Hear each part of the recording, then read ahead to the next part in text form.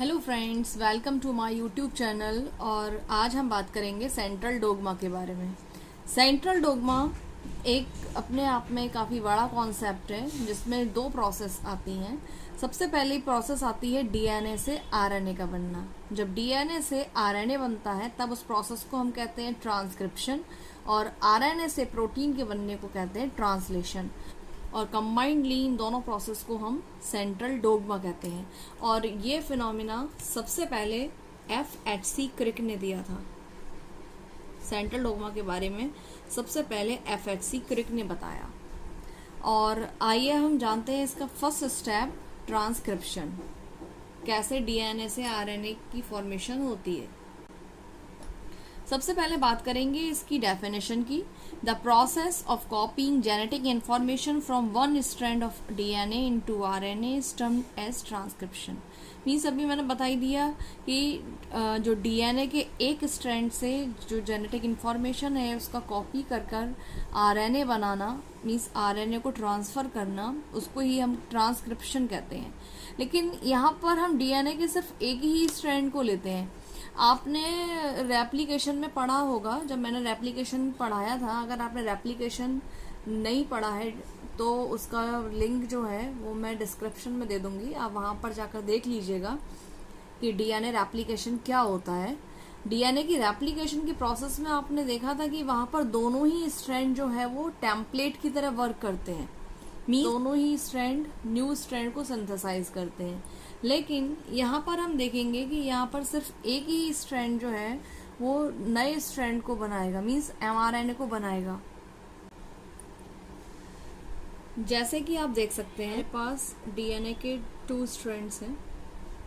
जैसे कि इनमें एक की पोलैरिटी 3 to 5 है और दूसरे की पोलैरिटी 5 to 3 है। रेप्लिकेशन के केस में तो हमने देखा था कि दोनों ही टेम्पलेट की तरह वर्क करते हैं, लेकिन यहाँ पर कौन टेम्पलेट की तरह वर्क करेगा। तो यहाँ पर आपको ये याद रखने के लिए कि इनमें से कौन सा टेम्पलेट की तरह वर्क करेगा, तो उसको याद करने के लिए सबसे अच्छी ट्रिक है यहाँ पर 3T। 3T 3G network. हालांकि आजकल 5G का ज़माना है, लेकिन आप 3G से याद कर सकते हैं 3T। और 3T का मतलब जिसकी पोलैरिटी 3 to 5 होती है वही स्ट्रैंड वर्क करता है एज अ टेम्पलेट स्ट्रैंड, और दूसरा स्ट्रैंड वर्क करता है एज अ कोडिंग स्ट्रैंड। सोचने की बात यह है कि एक ही स्ट्रैंड डीएनए से आरएनए क्यों बना रहा है, दोनों ही यहाँ पर टेम्पलेट की तरह वर्क क्यों नहीं कर रहे हैं। उसके पीछे रीज़न ये है कि अगर मान लीजिए दोनों ही स्ट्रैंड टेम्पलेट की तरह वर्क करेंगे तो वो अलग अलग सीक्वेंस में आरएनए के लिए कोड करेंगे, और दोनों आरएनए डिफरेंट टाइप्स की प्रोटीन बनाएंगी, तो जिससे कि बहुत सारे कॉम्प्लिकेशंस आ जाएंगे। और इस वजह से क्या होता है कि यहाँ पर दोनों डीएनए के स्ट्रैंड में से एक डीएनए का स्ट्रैंड फैसला करता है कि मैं ही क्या करूँगा, सिर्फ आरएनए की कॉपी बनाऊंगा। तो आइए देखते हैं आगे की process. In transcription, only a segment of DNA and one of the strand is copies into RNA because of the following reasons. देखिए इसके क्या reasons हैं। Number 1, if both strands act as template, they would code RNA molecule with different sequences and different protein will produce.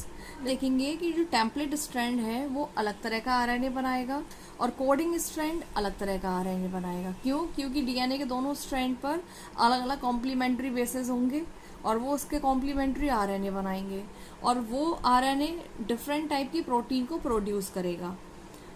If 2 RNA are produced simultaneously, they would be complementary to each other and would form a double-stranded RNA. और ऐसा भी हो सकता है कि दोनों RNA एक दूसरे के कॉम्प्लीमेंट्री होंगे और एक साथ बनने के कारण क्या पता वो डबल स्ट्रैंडेड आरएनए की फॉर्मेशन कर लें।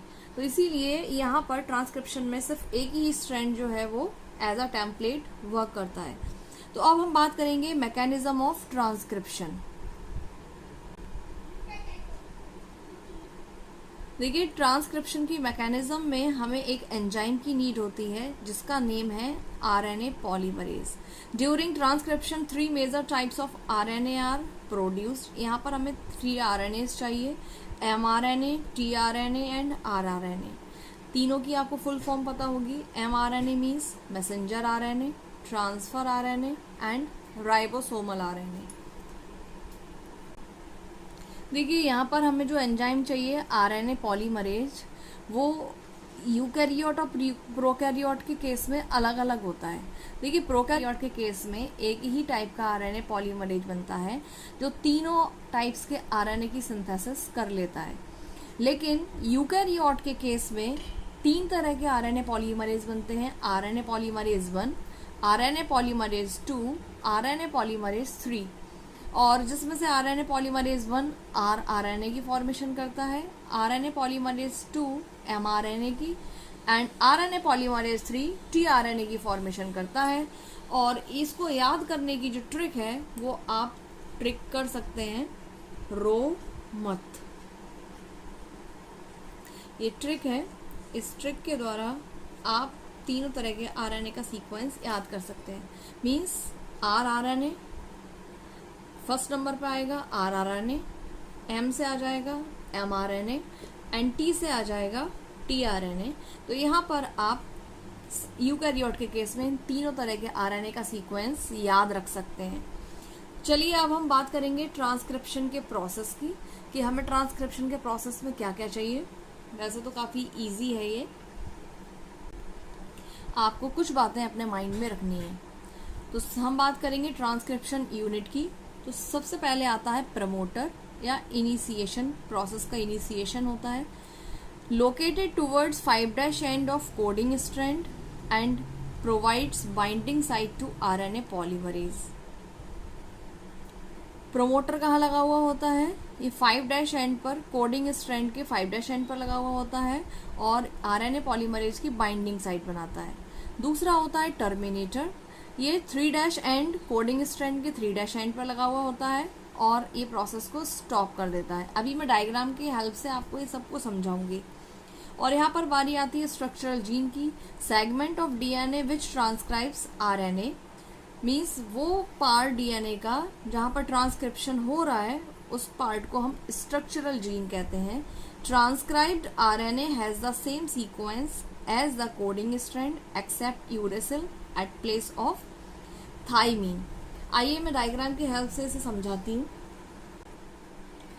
देखिए जैसा कि आप डायग्राम में देख पा रहे होंगे, ये है हमारा 3 to 5 प्राइम वाला स्ट्रैंड और ये है 5 to 3 प्राइम। अभी जैसे कि यहाँ पर मैंने आपको बताया कि यहाँ पर जो हमारा 3 to 5 है वही वर्क करेगा एज अ टेम्पलेट और 5 to 3 वाला वर्क करेगा एज अ कोडिंग स्ट्रैंड। तो यहाँ पर जो टेम्पलेट स्ट्रैंड है उसका जो 3 वाला है, आपको ऐसे याद रखना है कि यहाँ पर एक डाउन स्ट्रीम होता है, एक अप स्ट्रीम होता है। लेकिन आप इसमें कंफ्यूज ना हो, इसके लिए छोटे वाले के लिए डाउन स्ट्रीम बोल दीजिए और बड़े वाले के लिए अप स्ट्रीम। तो मीन्स यहाँ पर 3 डाउन स्ट्रीम हो गया और 5 अप स्ट्रीम। और सेम ऐसे ही यहाँ पर ये 5 अप स्ट्रीम जो कि बड़ा है और 3 डाउन स्ट्रीम।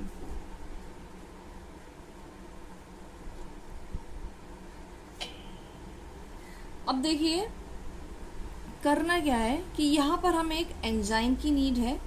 एंजाइम हमें चाहिए आरएनए पॉलीमरेज, जैसा कि आपको अभी पता चल चुका। तो यहाँ पर सबसे पहले क्या होता है कि ये जो यहाँ पर एक बॉक्स बना हुआ है that is promoter region, that is promoter region. और यहाँ पर एक बॉक्स बना हुआ है that is terminator, that is terminator.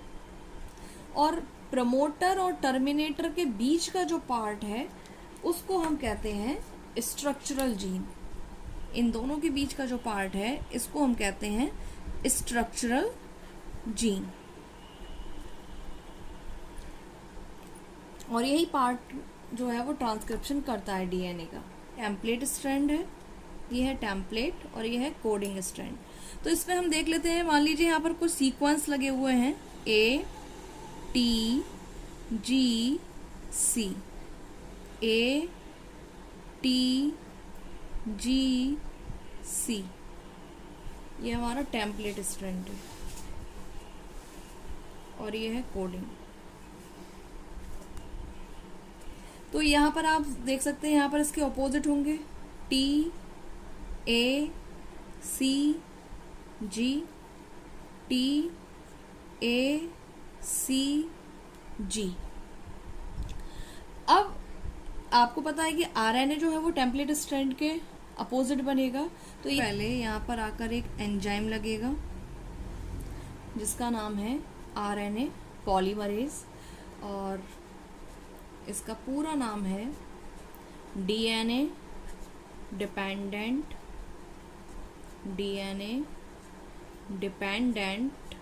RNA polymerase. क्यों? क्योंकि ये जो आरएनए पॉलीमरेज एंजाइम है वो डीएनए पर एक्शन करता है और आरएनए पॉलीमरेज की फॉर्मेशन करता है, इसीलिए हम इसको डीएनए डिपेंडेंट आरएनए पॉलीमरेज कहते हैं। और ये जो आरएनए पॉलीमरेज है वो डीएनए पर प्रमोटर साइट पर आकर जुड़ जाता है, और ये जो टेम्पलेट स्ट्रैंड है उसके कॉम्प्लीमेंट्री एक एमआरएनए की फॉर्मेशन होने लगती है। मान लीजिए यहाँ पर एक एमआरएनए की फॉर्मेशन हो रही है, तो इस एमआरएनए पर क्या कोड लगे हुए होंगे? यहाँ पर अंतर सिर्फ इतना होगा कि ए के अगेंस्ट क्या लगा हुआ होगा? U A C G, U A C G. तो आप देख सकते हैं एमआरएनए पर सीक्वेंस है, आप देख सकते हैं कि जो एमआरएनए पर सीक्वेंस है वही सेम कैसा है, हमारे कोडिंग स्ट्रैंड पर लगा हुआ सीक्वेंस है। बस अंतर इतना है कि यहाँ पर यू है, यहाँ पर टी है, बाकी आप देख पा रहे होंगे दोनों सीक्वेंस बिल्कुल सेम टू सेम है। तो हम कह सकते हैं कि जो हमारा एमआरएनए बनेगा वो बिल्कुल कोडिंग स्ट्रैंड की तरह बनेगा, और वहाँ पर थाइमीन की जगह यूरेसिल होगा।